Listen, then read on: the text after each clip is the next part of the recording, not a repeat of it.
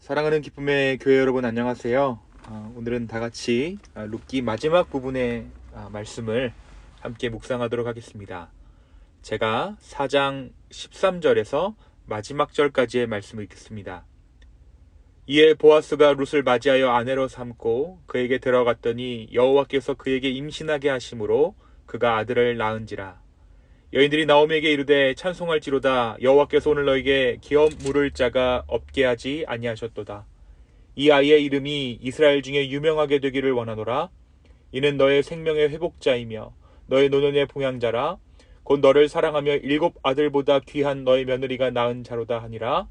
나오미가 아기를 받아 품에 품고 그의 양육자가 되니 그의 이웃 여인들이 그에게 이름을 지어주되 나오미에게 아들이 태어났다 하여 그의 이름을 오벳이라 하였는데 그는 다윗의 아버지인 이새의 아버지였더라. 베레스의 계보는 이러하니라. 베레스는 헤스론을 낳고 헤스론은 람을 낳았고 람은 암미나답을 낳았고 암미나답은 나손을 낳았고 나손은 살몬을 낳았고 살몬은 보아스를 낳았고 보아스는 오벳을 낳았고 오벳은 이새를 낳고 이새는 다윗을 낳았더라. 아멘.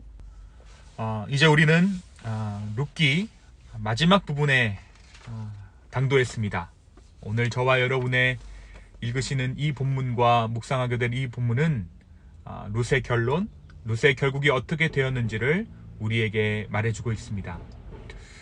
우리가 어제 말씀 가운데 룻과의 결혼을 위해 첫 번째 기업 물을 순위에 그 사람을 찾아간 보아스의 모습을 함께 보았습니다. 우리는 보아스가 그 기업을 물으기 위해 룻과 나오미를 책임지기 위해 최선을 다하는 그 부분에서 하나님의 열정을 보았습니다. 그 일을 이루기 위해서 성문으로 달려가 그의 본분을 다하는 보아스처럼 하나님 역시 우리를 위해 성실하게 일하시고 계시는 하나님이십니다. 룻이 새 신부처럼 치장을 하고 결혼을 예비하고 보아스에게 자신의 기업을 물러달라고 청하였던 것처럼, 하지만 결국 보아스의 노력이 룻을 구원했던 것처럼 우리가 최선을 다해 인생을 살아낸 후에 기다려야 할 것은 하나님의 성실하심임을, 그럼에도 불구하고 우리가 의지해야 할 것은 하나님의 신실하심임을 우리는 룻기 4장의 말씀을 통해 보게 됩니다. 그리고 그 하나님의 열심이, 하나님의 결실이 오늘 말씀 가운데 비로소 맺게 되는 것을 우리가 확인하게 되는 것이죠. 사랑하는 여러분, 한번 상상해 보시기 바랍니다. 누군가 나를 향해 이와 같은 열정으로 행하시고 누군가 나를 위해 성심성의껏 열정을 다해 돌보는 분이 있다면 그 인생은 참으로 복된 인생일 것입니다. 그 인생은 결코 실패에 대해서 생각하지 않는 그러한 인생일 것이에요. 당장 어려움에 직면했더라도 쉽게 절망하지는 않을 것입니다. 끝까지 나를 후원하고 믿어주는 사람이 있기 때문이죠. 저와 여러분의 인생을 누가 돌보십니까? 저와 여러분의 인생을 바로 신실하신 우리 주님께서 돌봐주십니다. 그래서 우리는 절망하지 않고 다시 시작할 수 있습니다. 룻과 나오미의 인생을 끝까지 돌보신 그 하나님의 섭리가 쓴물과도 같은 여인의 삶을 다시 기쁨의 삶으로 바꾸어 주신 그 하나님의 일하심이 바로 우리 안에 있기 때문입니다. 오늘 말씀에서 룻은 보아스의 아들을 낳아 기업을 이었습니다. 나오미 역시 주님 안에서 회복되는 축복을 얻게 됩니다. 모압 땅에서 모든 희망이 사라졌던 룻과 나오미는 하나님의 섭리 안에서 보아스의 은혜로 가정을 얻고 자녀 또한 얻게 되었습니다. 오늘 말씀은 이 축복이 나오미의 회복이다 라고 기록하고 있습니다. 오늘 사람들의 축복의 말들을 보면 사람들은 룻이 아닌 나오미를 축복하고 있습니다. 이것은 나오미 집안의 회복이었고 나오미의 믿음에 대한 하나님의 응답이었기 때문입니다. 말씀은 나오미가 룻과 보아스 사이에서 나온 아들의 양육자가 되었다라고 말합니다. 이 아들의 이름이 오벳입니다. 오벳은 다름 아닌 이새의 아버지, 그러니까 다윗의 할아버지입니다. 이어 성경은 오벳의 족보에 대해서 오늘 말씀 가운데 이야기하죠. 그런데 이 족보의 시작이 누구의 이름으로부터 시작됩니까? 바로 베레스로부터 시작돼요. 오늘 말씀 가운데, 그리고 어제 말씀 가운데 이 이스라엘 장로들과 사람들이 이 태어난 아이를 축복하면서, 이 결혼을 축복하면서 무엇이라고 이야기하냐면, 여호와께서 이 젊은 여자로 말미암아 너에게 상속자를 주사 너의 집이 다말이 유다에게서 낳아준 베레스의 집과 같게 하시기를 원하노라 라고 이 장로들이 축복하죠. 여러분, 이 베레스가 누구입니까? 바로 다말이 시아버지 유다에게서 난 아들입니다. 이 다말 역시 자기의 남편들이 차례로 죽자 시아버지 유다를 찾아가 다시 한번 그의 아들과 결혼할 것을 청하지만 유다가 그의 청을 거절하죠. 그래서 다말이 유다를 속여 더불어 동침하여 난 아들이 베레스입니다. 하나님은 그 일을 기억하고 계셨어요. 하나님은 그 일을 기억하시고 그러한 일들에도 불구하고 인간들의 어떠한 그런 수치스러운 일들을 통하여서 하나님의 신실하심을 이루셨다라는 것을 룻에게 그리고 나오미에게 상기시켜주고 있는 것입니다.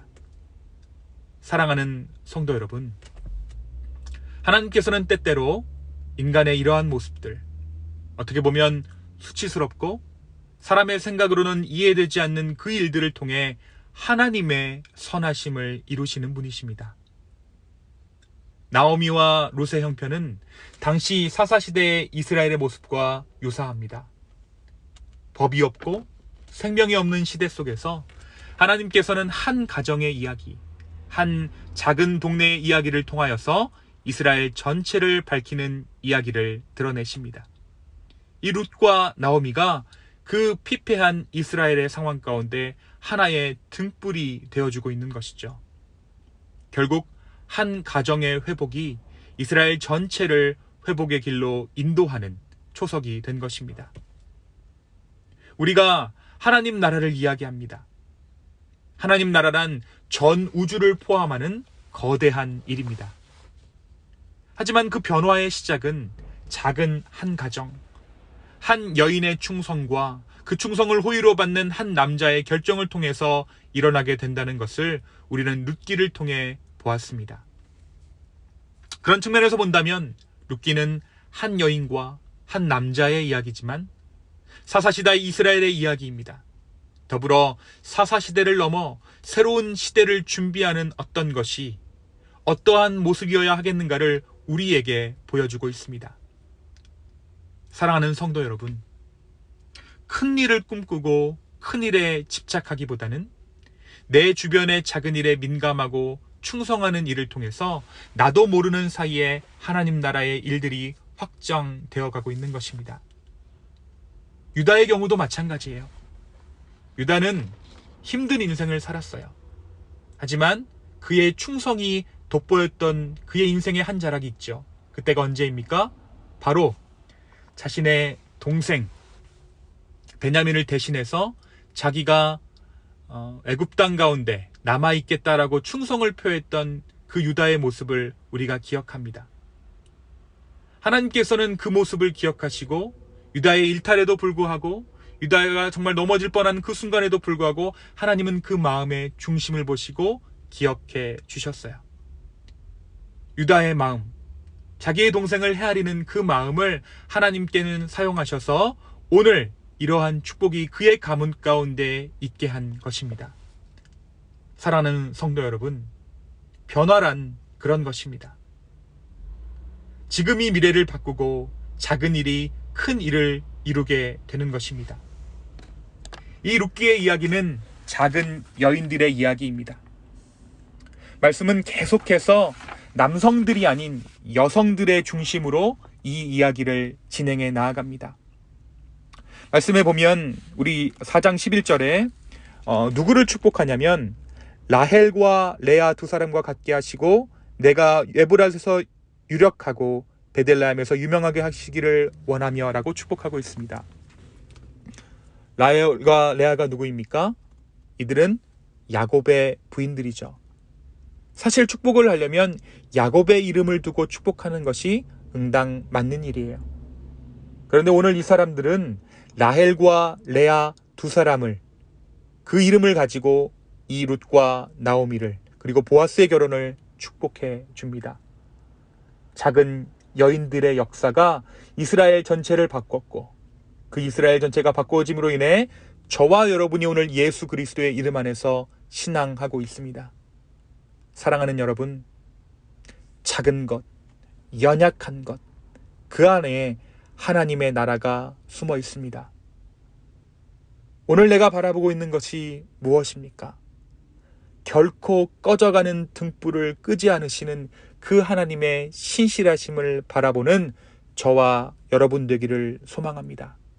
신실하신 하나님, 그분 앞에 우리의 삶을 맡겨드리는 오늘 하루 되기를 예수 그리스도 이름으로 축원합니다. 또한 우리의 삶의 눈이 작은 것에 집중할 수 있기를, 평소에는 내 눈에 들어오지 않던 그 작은 것에, 연약한 것에 나의 시선이 머물게 되기를 예수 그리스도의 이름으로 축원합니다.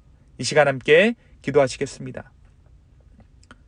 주님, 작은 것에 깃든 하나님 나라를 보게 하여 주십시오. 작고 연약한 것에 숨어 있는 하나님 나라의 영광을 우리로 하여금 보게 하여 주시옵소서. 크고 좋은 것에 집착하는 나의 시선보다 작은 것에 늘 머물러 계시는 그 하나님의 섭리를 우리로 하여금 보게 하여 주시옵소서. 주님, 주님의 은혜를 다시 한번 기대합니다. 성령 하나님 우리 가운데 동행하여 주시옵소서. 감사합니다. 이 모든 말씀 살아계신 예수 그리스도의 이름으로 기도하였습니다.